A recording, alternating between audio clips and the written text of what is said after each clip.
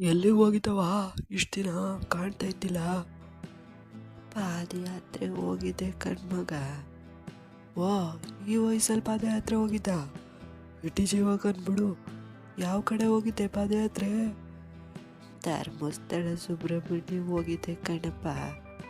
ವಾ, ನಾನೆಲ್ಲೋ ಇಷ್ಟು ದಿನ ಕಾಣ್ತಿದ್ದಿಲ್ವಲ್ಲ, ಎಲ್ಲ ಅಯೋಧ್ಯೆ ರಾಮನೇ ನೋಡೋಕೆ ಹೋಗ್ಬಿಟ್ಟೇನೋ ಅನ್ಕೊಂಬಿಟ್ಟಿದ್ದೆ. ಮುಂದಿನ 2 ತಿಂಗಳಲ್ಲಿ ಅಲ್ಗೂ ಹೋಗ್ಬೇಕು ಕಣಪ್ಪ. ಆಡ್ತೂರ ಯಾಕೆ ಹೋದಿಯೇ? ಈ ವಯಸ್ಸಲ್ಲಿ ಮನೇಲಿ ರಾಮ ನಾಮ ಹೇಳ್ಕೊ ಸಾಕು. ಅದೇ ಅಕ್ಲ ಹಂಗತ್ತೀಯ? ಈ ಜೀವ ಭಗವಂತ ಯಾಕೆ ಕೊಟ್ಟನು ಹೇಳು? ಪಾಪಿ ಮುಂಡೆವ, ಮಾಡಬಾರ್ದು ಪಾಪ ಮಾಡಿದ್ದೀರಾ.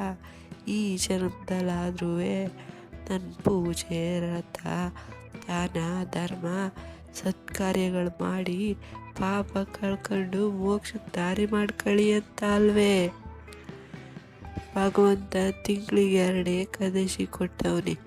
ವರ್ಷಕ್ಕೆ 24 ಏಕಾದಶಿ ಆದು. ಅದರಲ್ಲಿ ಯಾವ್ದಾದ್ರು 1 ಏಕಾದಶಿ ಉಪವಾಸ ಮಾಡಿದಿಲ್ಲ ನೀನು? ನನಗೆ ಹೇಳಕ್ ಬಂದ್ಬಿಟ್ಟ, ನೀ ಅಷ್ಟೊಂದು ಆಸ್ತಿ ಸಂಪಾದನೆ ಮಾಡಿದಿ, ಏನು ಬಂತು? ಕೊನೆಗೆ ಜೀವ ಹೋಗೋ ಟೈಮ್ನಾಗ ಭಗವಂತನ ನೆನಪು, ಭಗವಂತನ ಹೆಸರು ಬಾಯಲ್ಲಿ ಬರಬೇಕು. ಅದೇ ಕಲ್ಲ ಮನುಷ್ಯನ ಜನ್ಮ ಸಾತ್ಕಾಗೋದು.